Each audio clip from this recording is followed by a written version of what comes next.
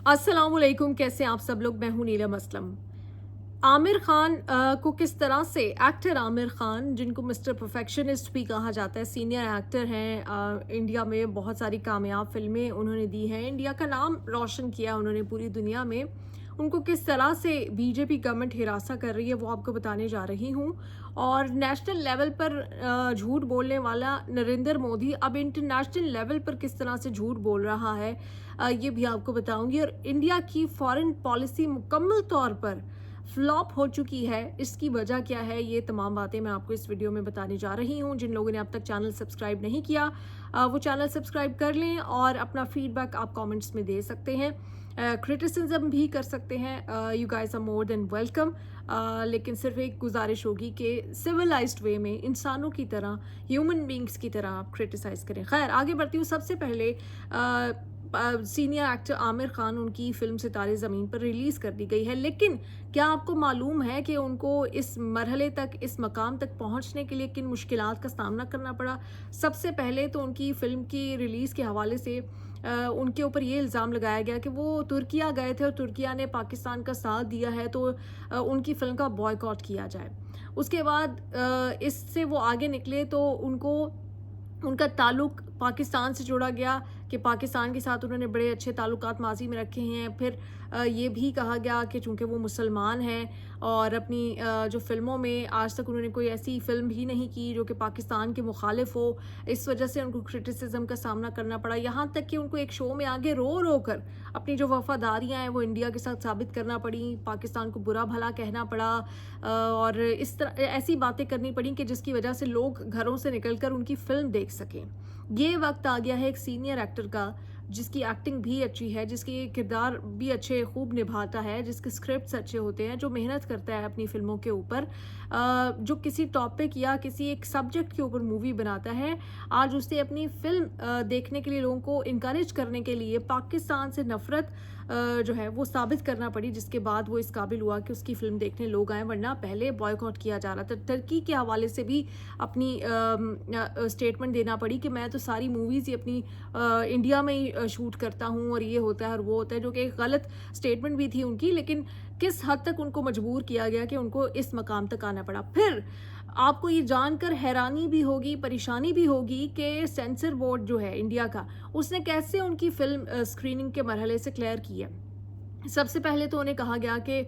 ये film screening इसकी नहीं हो सकती। फिर उनके ऊपर दबाव बढ़ाया गया, उनको हिरासा किया गया और उनसे कहा गया कि अगर वो चाहते हैं कि उनकी फ़िल्म सिनेमास में रिलीज़ हो इंडिया के अंदर, तो उन्हें अपनी फ़िल्म के आगाज़ पर नरेंद्र मोदी साहब का एक जो कोटेशन है, जो कोट है, वो दिखानी पड़ेगी। और कुछ छोटी-मोटी मामूली चेंजेस करवाई गई, लेकिन सबसे बड़ा मुतालिबा सेंसर बोर्ड की जानिब से इंडिया के ये रखा गया कि अगर आप अपनी फ़िल्म चलाना चाहते हैं तो नरेंद्र मोदी साहब का कोई कॉल रखें। ये नहीं कहा कि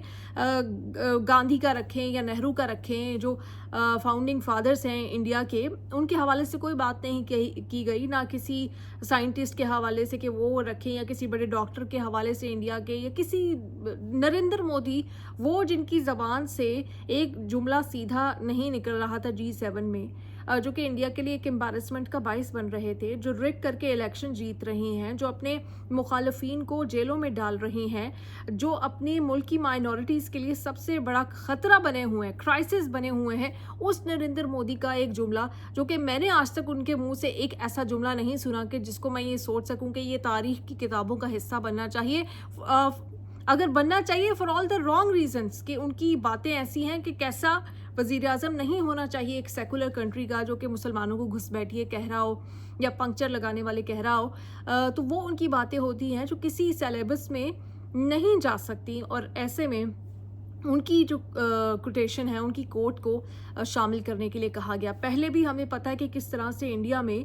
agenda war mongering, hate mongering के ऊपर सारे स्क्रिप्ट्स आ रहे हैं। हर दूसरी तीसरी फिल्म में एक ही स्क्रिप्ट है, पाकिस्तान को गालियां दे दो, पाकिस्तान के मुखालिफ बातें कर लो और एक इमेजिनरी वर्ल्ड क्रिएट कर दो, एक फैंटेसी वर्ल्ड क्रिएट कर दो, जिसमें इनके जो हीरोज़ हैं वो अकेले जाके पूरे पाकिस्तान को तबाह करके आ रहे हैं। वही जो इंडियन मीडिया, जो गोदी मीडिया आपको दिखाना चाहता है, वैसा ही कोई इमेज और स्क्रिप्ट बना के पाकिस्तान को तबाह बर्बाद करा दो, तो लोग कहेंगे वाह वाह क्या बात है। सुपर ह्यूमन और इनविंसिबल टाइप का एक इमेज इंडिया का दिखाया जाए, जो कि एक झूठ है।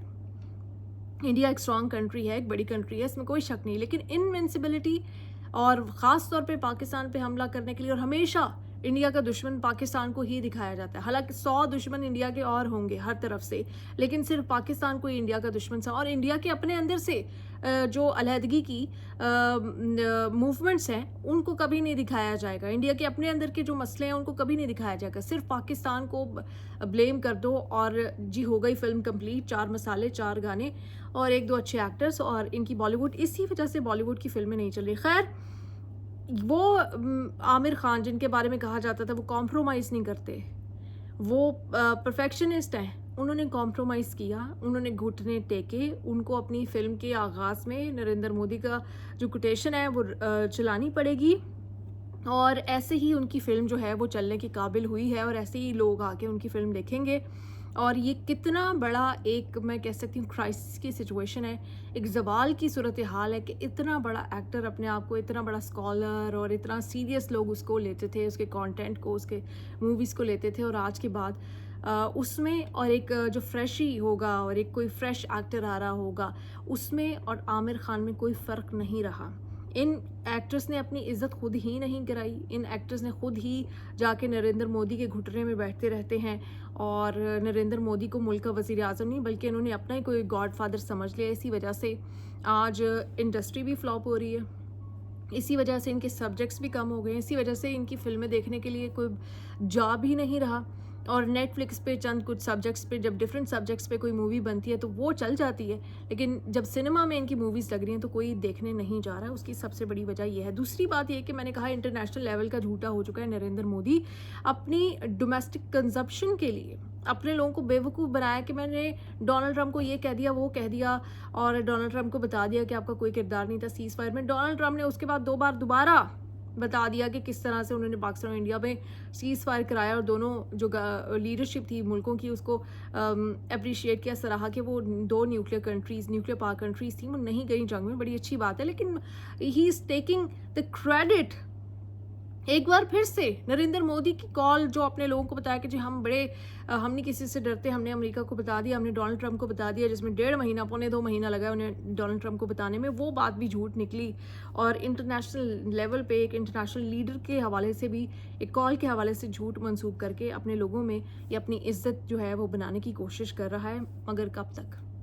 کوئی ایک دن تو ایسا ہوگا جب انڈینز جاگیں گے، ان کے دماغ کھلیں گے اور انہیں پتہ چلے گا کہ کس طرح سے اس انسان نے پاکستان کو اکیلا کرنے کی بجائے خود انڈیا کو ہی اکیلا کر دیا دنیا میں، اور انڈیا کو ہی لوگ مذاق سمجھ رہے ہیں، اسرائیلیوں کی سپورٹ کرتے کرتے انڈیا کو بھی اسی فہرست میں کھڑا کر دیا جس میں اسرائیلی گورنمنٹ یا اسرائیلی کھڑے ہیں، قابل نفرت پوری دنیا کے لیے۔ کس طرح سے پاکستان کے بارے میں نفرتیں پھیلاتے پھیلاتے ایک سیریس کنٹری کا امیج ختم ہو گیا، اور اب صرف پاکستان کی شکایتیں لگانے والا ایک ملک انڈیا بن کر رہ گیا ہے۔ This is so bad and so disturbing and Indians should wake up.